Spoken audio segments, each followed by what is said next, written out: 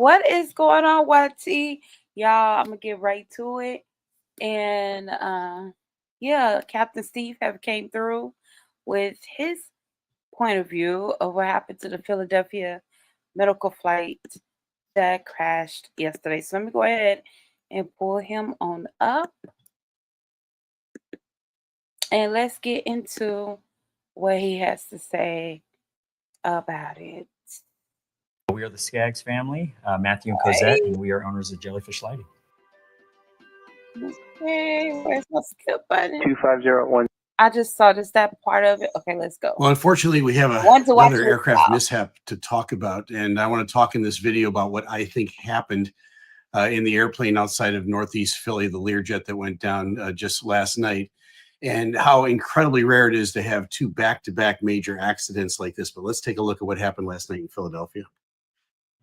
Medevac, med service 056 on departure, turn right heading 290, runway 24, clear for takeoff, wind 25010. So the situation here is it's a medevac flight. It's a Learjet, it's Lear 55. It's a very nice jet.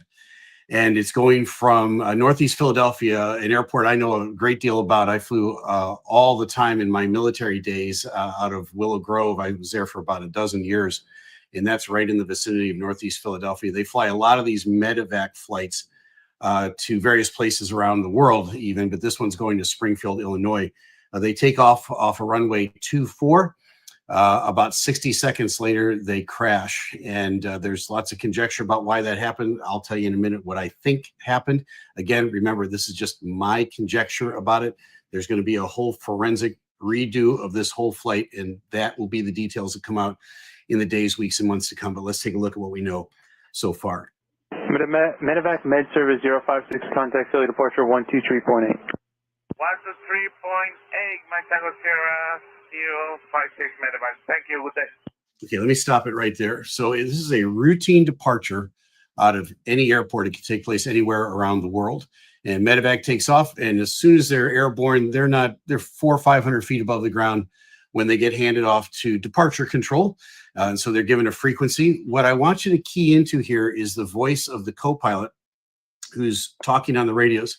It's completely calm. It's completely normal. It's completely routine.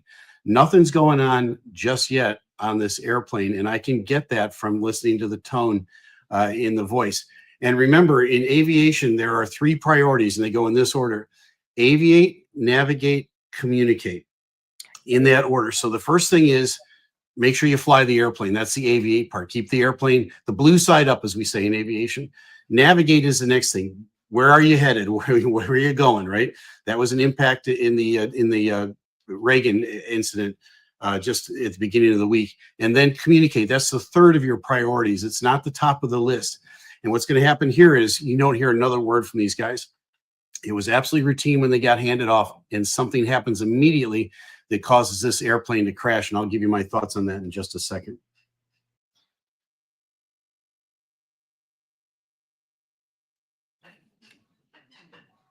Med service 056 Philadelphia.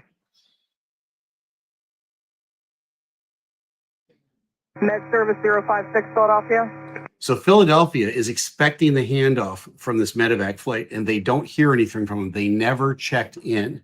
Something was going on in that cockpit that was preoccupying them, that from the time they got the handoff from tower to dialing the frequency and talking to Philadelphia, they were busy. They're probably doing a checklist. They're trying to handle whatever emergency it is that is now developed, and it developed that fast. Philadelphia is going to call them a couple of times. Tower is going to try him next. Medevac med service 056, Northeast Tower, contact Philly 123.8. This is absolutely normal. They'll go back and forth between the tower and Philadelphia. You see over on the side of your screen here a schematic of the actual video of what's happening to this airplane. I want you to note the steep angle that the airplane is flying at before it impacts the ground. Med service 056 Philly. Medevac med service Northeast Tower. So they're going to continue to call this airplane. They've already crashed. They're never going to respond. And this is a tragedy. And again, we watch this and our hearts just go out to the people on board that airplane and the people on the ground. as well. So what happened here? Well, we don't know a whole lot. And again, in the long run, we're going to find out the details. There's a couple of things that take place here. And I'm looking at the angle of the airplane as it hits the ground. That steep angle doesn't happen. The pilots can't create that. This isn't a matter of the pilot pushed over the airplane. It would be very hard to create that steep an angle from that altitude. Most likely, this airplane stalled. And now, what's a stall? A stall is not like in your car where the engine just stops running. A stall in an airplane is when the wing, the flow of air over the wing is disrupted. It stops flowing properly, and then that wing loses lift. Typically, when that happens, and again, there are several critical phases of flight. The most critical is the takeoff phase of flight. Why is that? You're the heaviest you're ever going to be. You've got your power pushed all the way up, and you're going slow. You're going to accelerate as you get up to altitude. You're going to reconfigure the airplane by bringing the landing gear up, retracting the flaps and those sort of things. So the airplane becomes even more aerodynamic. So at this point, they're at the most, what we would call in aviation, most critical phase of flight.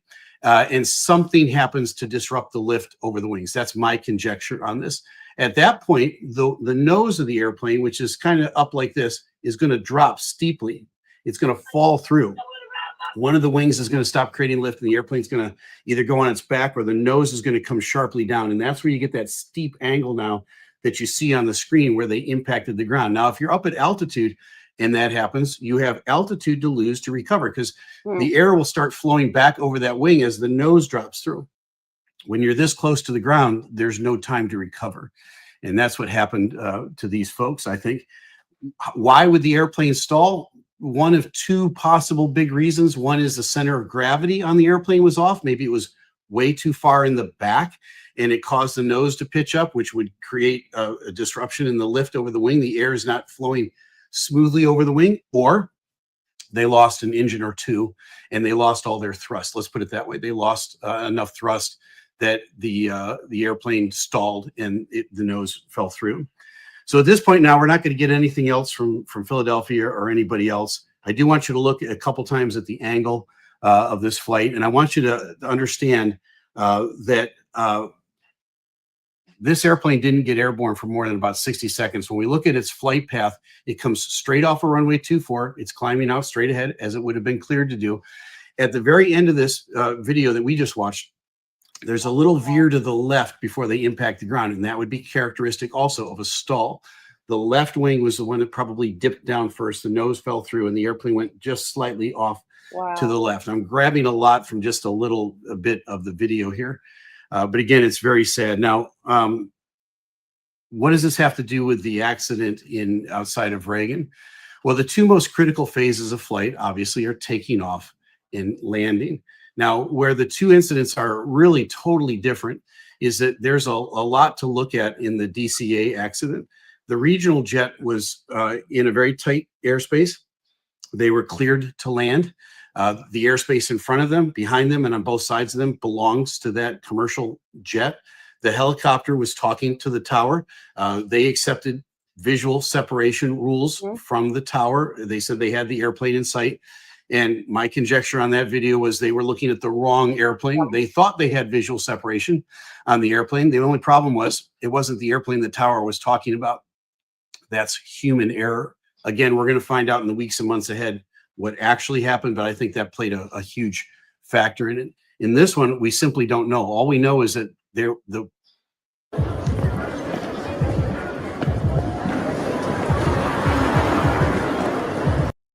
co-pilot had a completely normal voice, and from the time he got handed that frequency to start talking to departure control, something happened, and it happened quickly. It happened so quickly that the airplane stalled, in my opinion, and then just did that nosedive down into the ground. Now, the question that's going to come back to all of us is this: is it safe to fly?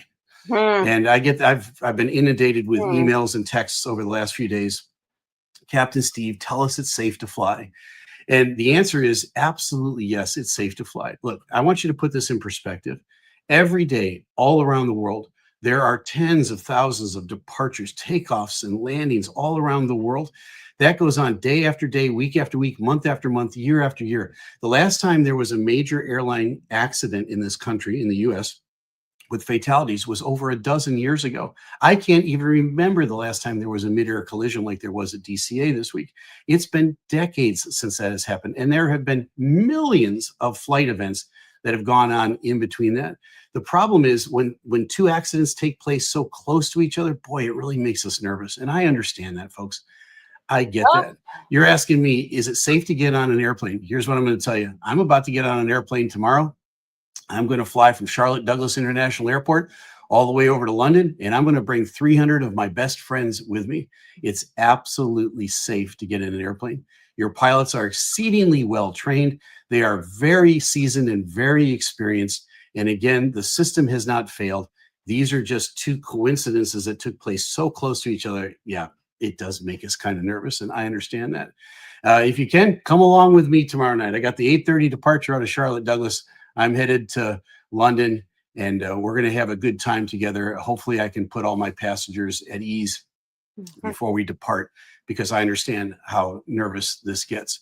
But as I always say at the end of my videos, I want you to fly safe. And folks, you can rest assured that the system is okay and you can fly safe. Well, there's my thoughts on it. I'm Captain Steve. I just love his explanation when he explained. Am I subscribed to him? Okay. When he already do his live. Let's see. When he explained, he did a pilot story from September 10th to September 11th.